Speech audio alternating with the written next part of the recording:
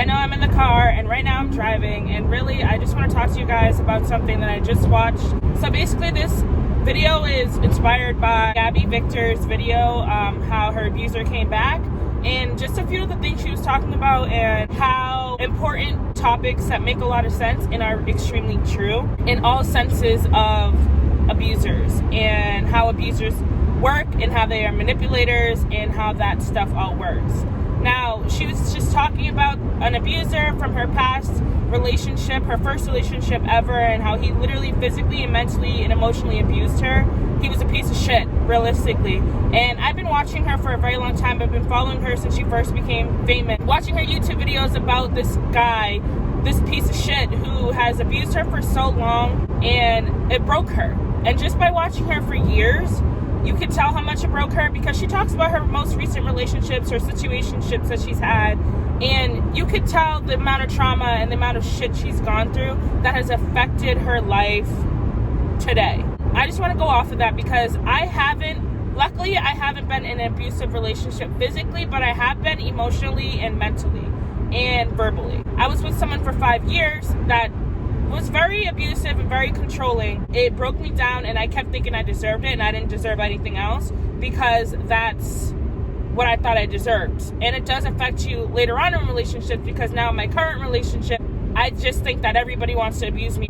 Whoever I'm with thinks that there's something wrong with me because there's something wrong with me. Now, I'm at that point now where I'm fixing myself and I'm working on myself, just like most people are. But I do want to say, she did tackle one topic about how abusers, if it's a woman being abused, they're silenced, no matter the track record, no matter what.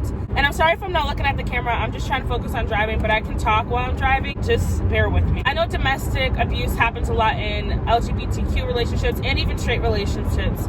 Now, what I want to talk about with her is when she said that women are silenced, and there was a girl that she was watching on the news can be sentenced to 19 years to life for killing her boyfriend who has abused her, and she had a paper record of everything that she's gone through, and the judge just didn't give a shit. And I can relate to her in the sense that, like, I watch and I follow this stuff because I've been in an abusive relationship before, and I've seen abusive relationships. So I've seen my mom get abused, I've seen people get abused physically, mentally, I've seen it all. It is a sensitive subject for me, so watching that made me very emotional, because she's just making so many good points. Now, later on in the video, she talks about how her abuser had contacted a family paralegal and has talked about is putting him through PTSD and is facing his trauma and is abusive to him in a way. This world is extremely fucked up. So I used to work at Job Corps, and I didn't talk about this place in a sense of what they did to me personally. Now, the Job Corps I worked at, the management there were so fucked up to me, and bullies. I don't know if it was because of my race, because of my sexual orientation, I don't know,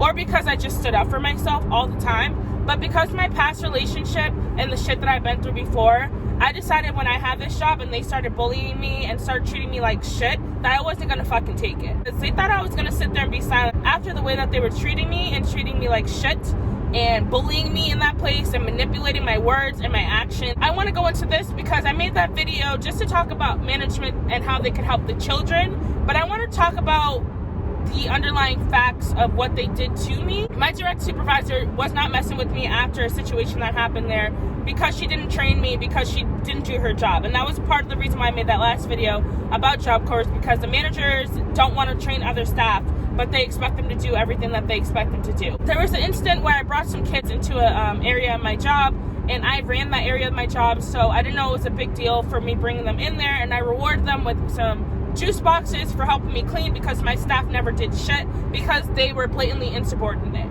And I made that complaint to my boss multiple times that they were insubordinate, and not all of them were, but a handful of them were. So the students would help. They were able to work and get paid for it, or get incentives for working or helping staff. So what I did was I rewarded them with some juice boxes. As I was turning my back and stalking the place that I rewarded them in, some of them were stealing stuff. Now, the amount of stuff that they stole was about $11 total. I didn't know that they stole until like 2 weeks later, when they sat me down and were like, oh, did you bring them? And I was like, yeah, I brought them. I rewarded them with this juice box, and if they took stuff, it's my problem, because I didn't know we weren't allowed to be in there, because I ran that area of this place anyway. And I wasn't trained. I didn't get any standard of procedures for a month in, so that was the deal with that. Now, we watched the video, and as I turned my back, because there's camera footage, as I turned my back, the kids were stealing stuff. So I owned up to it. I said, hey, I brought them in there. It's my problem that I let them in there, so I'll just pay back whatever they took, even though they did me dirty, whatever the case was. I paid it back, and I asked them, hey, what's the worst consequence? Because I wasn't trained for this position. I wasn't trained not knowing I couldn't even bring them in there because I thought I was my area, so I thought I could reward them with incentives. They said all you have to do is pay it back, and that would be it. Fast forward an hour later, I have the kids coming up to me saying that I'm getting written up. The fact that I was hearing this from kids is a problem, and the fact that my supervisor and boss didn't tell me in general what was going to happen when I asked them blatantly specific questions, because I don't like to get tied up in situations and I'm not ready for them. They wrote me up about 2 weeks later and told me in the write-up that I allowed them to go into this place willingly letting them steal, which was not what happened, and I didn't sign the paper. I know that if you get a verbal written write-up, you have the choice to choose to sign it or not, and I chose not to because of the way they worded things. Because the thing is, the way they word things is the way to get you thrown under the bus, because people don't want to own up to what they did wrong. So my boss did not want to own up to her fault. She didn't care that she wasn't training her staff. That was the fact. So that happened. Now my dad got very, very sick. During that time he was sick, I was emailing my boss, and she refused to answer, because after that whole situation happened, she didn't like me at all. I would go and have meetings with her about things, and she just decided not to give a fuck and not do anything about it. No matter how many staff complained about it, no matter how many students complained about it, no matter what incidents happened, she did not give a fuck about what I was saying. So I'm going to make that very, very clear. So when my dad was very sick, she did not give a fuck that my dad was very sick, and she did not give a fuck that I had shit going on that I needed to go deal with. Now, she blatantly ignored me. Email after email. So once I said I needed to get my legal documentation in about my dad's doctor saying that I was there as his primary caregiver during his transition of dying, that's when she decided that she definitely wasn't going to answer, and the big boss told her not to respond to me anymore because I got legal documentation, or I got legal words inside of my email. A doctor's letter so that I can have my back covered. And the time that I needed to take off, I had the time to take off. So I went back to Job Corps after about 3 days of her not responding to my emails and calling. And I sat down with my HR manager and I told her that I wanted to speak to the director. Formal complaint about my supervisor and how she is blatantly ignoring me in this really stressful time, and how stressed it was making me, because I say in all my videos, I have terrible anxiety. And to be in a situation where your parent is dying and you're taking care of them and you're trying to get shit together for their own funeral, and then trying to contact your job to stay in contact with them to try and figure out how to just get everything done and make sure that your job is settled so that when you go back, you have a job. She decided to sit me down with my director, and I had that meeting, and my director in that meeting decided that she was going to intimidate me and bully me and threaten me. This is abuse. Like Gabi said in her video, and I'm going to link her video in my description so you guys can go watch it, because she's speaking facts, straight facts. When I went into the meeting and I sat there and I told her everything that I was going to complain about formally, she didn't write anything down, number one, which is not what she should have done as a person who heard that there was a formal complaint happening. She didn't write anything down. And when I sat there, she told me that she sent my papers up to corporate, approved or disapproved, and I asked her why. And she told me because of the situation that happened 3 months prior about the school store incident. I looked at her in the face and I said, that was already concluded. You can't fire me on an offense that happened 3 months prior because of the lack of training and lack of information and lack of effort that you and your management did not want to display to your own staff. Now, mind you, this was the day that my dad actually passed. So the morning my dad passed, I went there in person because I needed to tell her that my dad passed, because they weren't answering me. They refused to answer me. And during that morning, she said she's sorry that she has to tell me this, but she sent my papers up to corporate. And I just sat there in disbelief, because not only did they put me through emotional stress, but anxiety and extreme anxiety, where I had panic attacks trying to go to that job every single day after that. But she expected me to be there to do my shifts. I then got escorted out the building and embarrassed by other people I work with while I'm crying because my dad just died. I was being threatened about getting fired, and I was still expected to work 2 shifts, up until the point where she thought I would get the answer of whether I was getting fired or not. Again, they emotionally abused me. And I've been bullied before. I've also been a bully before. I know both sides, but to be bullied in the workplace, especially during a time of a life-changing moment, because you have no support. Your HR manager doesn't support you. Your boss doesn't support you. You have staff around you witnessing everything. You have nobody to have your back, and that's your job. And if you love that job, it is hard. It's hard because You feel like, especially when kids are involved, you feel like you have to thug it out. And you feel like you need to be there for those kids. And at that point, I had nothing left inside of me. I had nothing left in me. I was gone. I am not the person that's just going to let someone bully me the way that they think they can bully me. And I'm the type of person that will keep thugging it out. I don't quit. Tuesday eventually came and I wasn't fired because corporate couldn't fire me because of the offense that she was saying, because it wasn't a fireable offense, because it was on them. Now, one thing Gabi said in her video was that even when you have a paper trail, they don't give a fuck. I had a paper trail. Every day something happened there, I wrote it down because I knew they were going to try and play me. They didn't do shit about it. They didn't care. And it's just fucked up across the board. And I had a paper trail. I had a paper trail of what they were doing. I had a paper trail of every incident that happened there that was illegal, for speaking up on trans right, for speaking up on LGBTQ right, for defending students who needed to be defended, for defending myself who needed to be defended, for defending other staff that needed to be defended.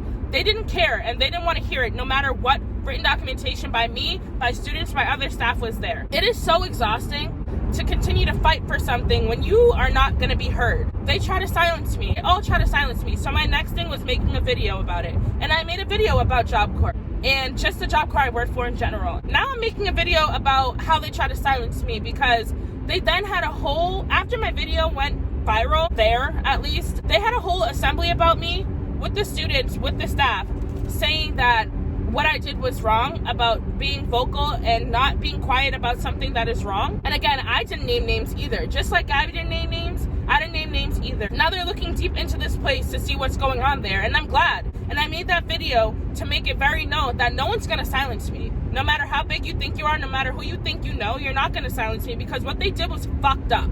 And I'm still fucked up about it. I refuse to work with kids anymore because of what they did to me there, and how I don't want to get involved with any kids anymore, because I'm scared that I'm just going to have to end up leaving them or get fired and just leave them because of how I'm being treated. For me, trauma is a big deal because I've been through it. I don't ever want to abandon another kid the way I was abandoned when I was younger. What had happened to me there may not be a big deal to everybody, but it's a big deal to me. And then they try to silence me after the fact, and I refuse to be silent. And just like Gabi, I am not going to be silent about abuse, about bullying, about anything that I feel passionate about because somebody's feelings are getting hurt, or because someone thinks that it makes them look bad. It does make you look bad because you're a terrible fucking person. That director is a terrible fucking person. That HR manager is a terrible fucking person. And for any moment that they think that it is okay to treat any staff or any student the way that they treated me is beyond me. And for them to have a whole assembly about me and tell those students that the one thing that they realized from that video was to look deeper into their staff's social media. I had the director look me in my face in that meeting when she tried to threaten to fire me, tell me that because my dad's dying shouldn't be a reason not to miss work. And she told me that other people who had miscarriages were still able to go to work. Who the fuck are you? Who the fuck are you to tell someone to their face basically that their trauma isn't as important as somebody else's trauma?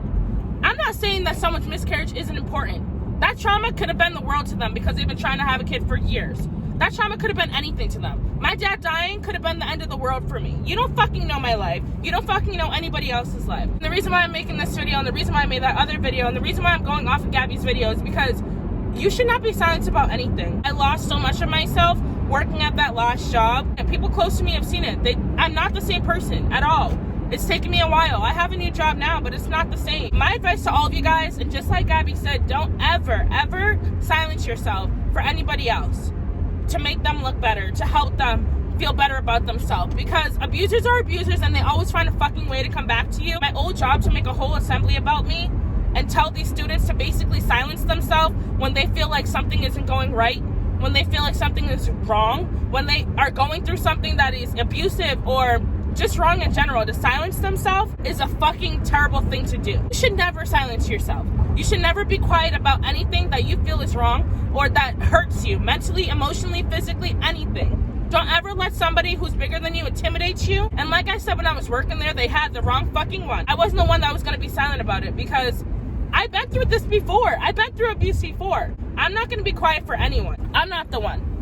And I say it all the time. I'm not the one. And I will never be the one. That goes to a relationship.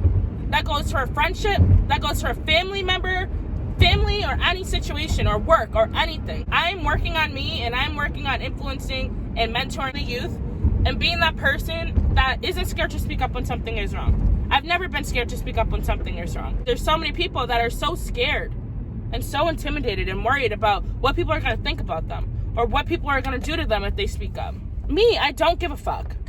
I really don't. And I'm not going to start giving a fuck today. I just want to thank Gabby because I was contemplating making this video for a while after I found out what happened at my old job. I had so many people contacting me and reaching out to me, asking me questions about that place. And I wanted to make a video about it, but I tried to be silent about it, and I thought about it, and I was like, you know, if I'm not following up and I don't tell what really happened there, people are going to think I'm scared. I kind of want to move on from it. I want to move on from that chapter because, again, that place really fucked me up.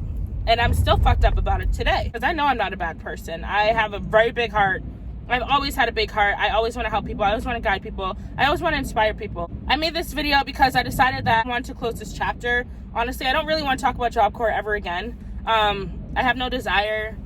I really just don't. But I wanted to talk about it because I watched her video and she just hit a whole bunch of points that are just correct across the board. You guys just all need to know to just always stand up for yourself, no matter the case. And I'm not saying to be physical and stand up for yourself. I'm saying stand up for yourself with your words. Stand up for yourself and don't let anyone silence you ever. And I really hope you guys understand where I'm coming from in this video. If you did go through something like this and you are going through something like this, understand that a whole bunch of people are as well. And you're not alone. And it's going to take a while for you to get back to where you need to be. And if you feel like you lost yourself, just keep working on you and keep working on what you need to do to get back to where you need to be mentally and emotionally, because your mental health matters. You matter. Everything that you stand for matters. So don't let anyone ever tell you anything otherwise. I hope you guys enjoyed this video. Make sure you guys subscribe if you haven't already, and just feel love. I feel the love all around, and even the people that try to silence me, I still feel the love that they're talking about me still. So that's really it. I hope you guys enjoyed this video. Make sure you guys leave a big thumbs up and comment below if you need any help with anything. Love you guys. Bye.